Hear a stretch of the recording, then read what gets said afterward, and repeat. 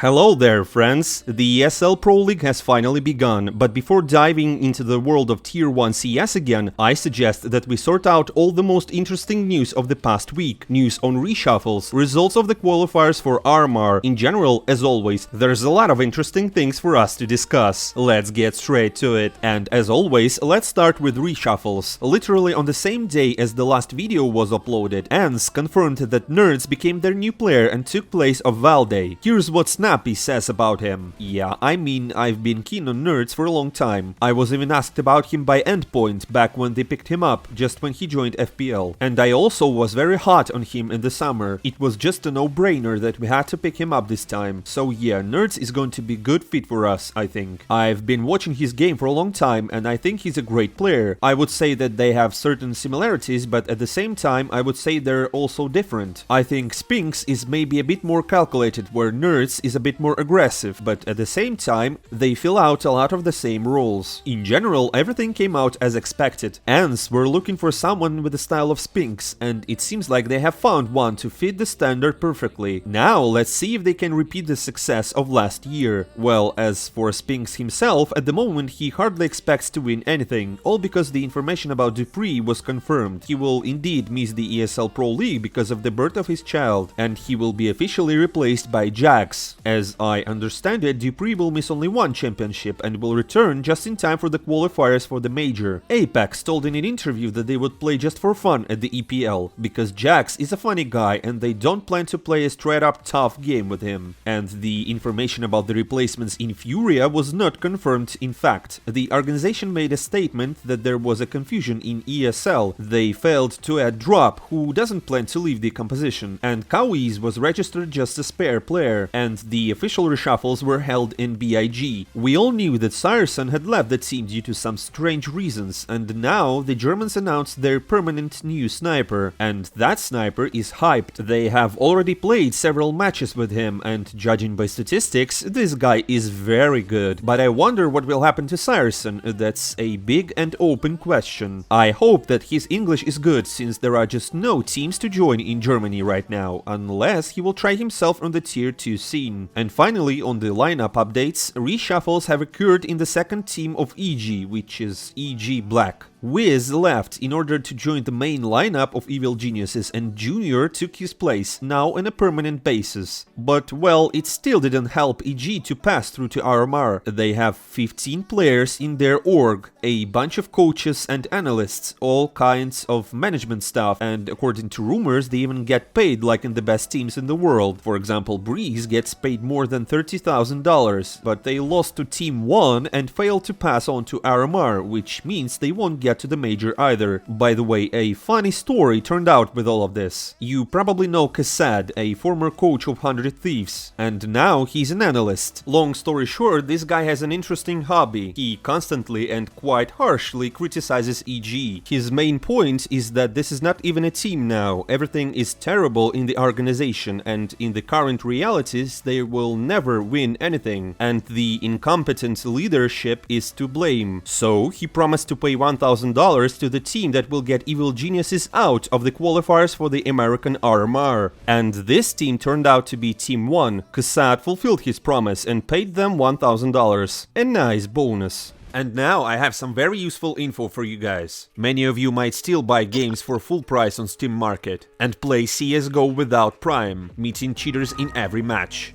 And I found a solution for you. Zelenka Guru Market. Here you can find certified Steam accounts with purchased games or Prime. It's a huge marketplace, where efficiency and fairness are verified. So you can buy whatever you want with no worries and enjoy. You can trust them. They have reviews, ratings, and even a 12-hour warranty, in case anything happens with your newly acquired account. Regardless if it's EGS, Steam, or any other. The support will answer you ASAP and will return your money if anything happens. There's also a forum where you can participate in games giveaways, discuss any sorts of questions, or simply find like-minded people. You can read reviews, learn people's opinion, and ask which VPN is the best right now. That is, learn anything you want here. Just follow the link in the description and save your own money. Thanks for watching the ad, and let's continue.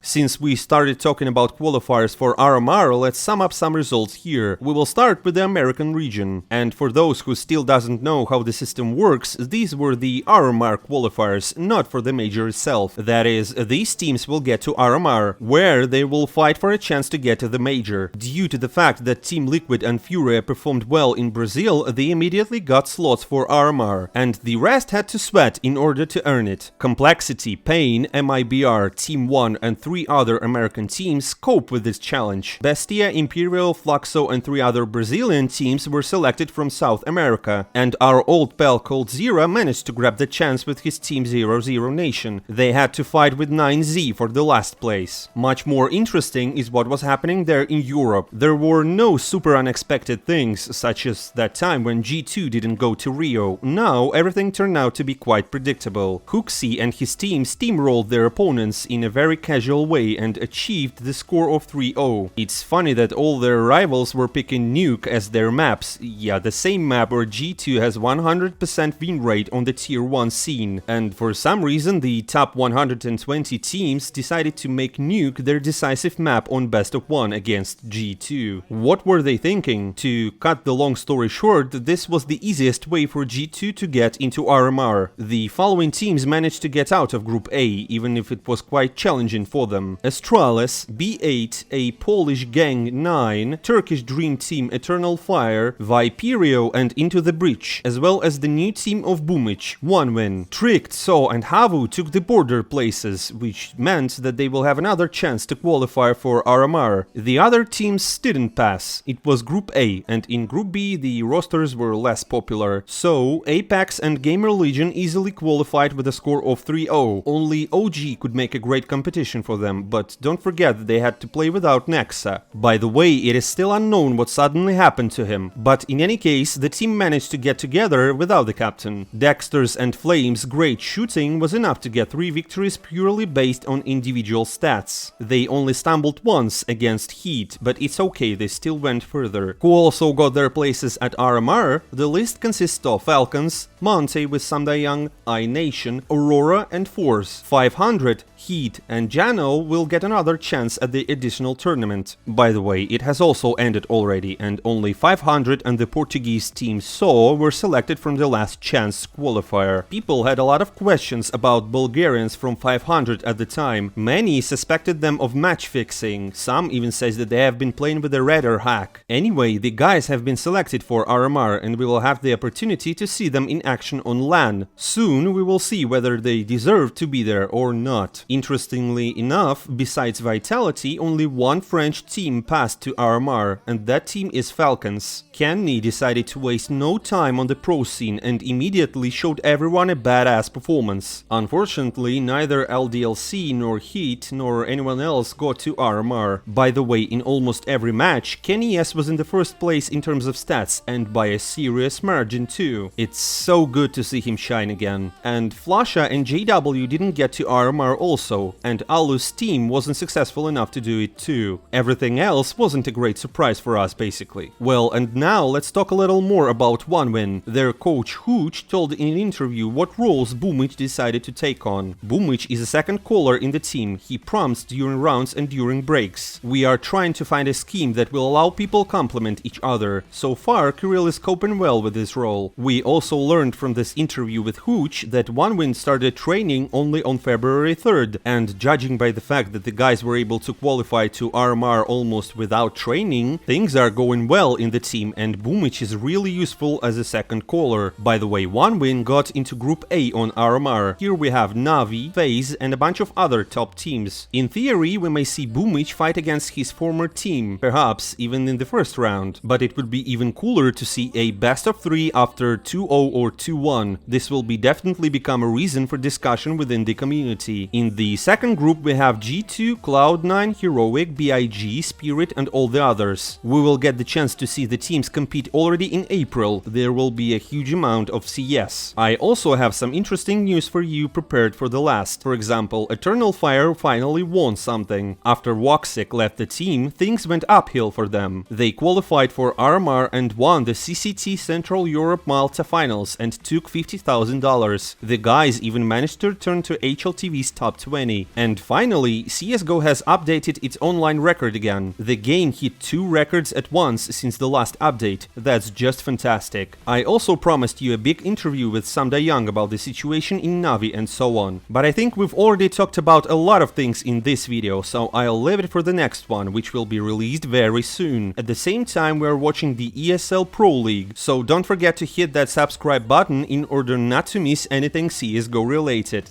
See you soon!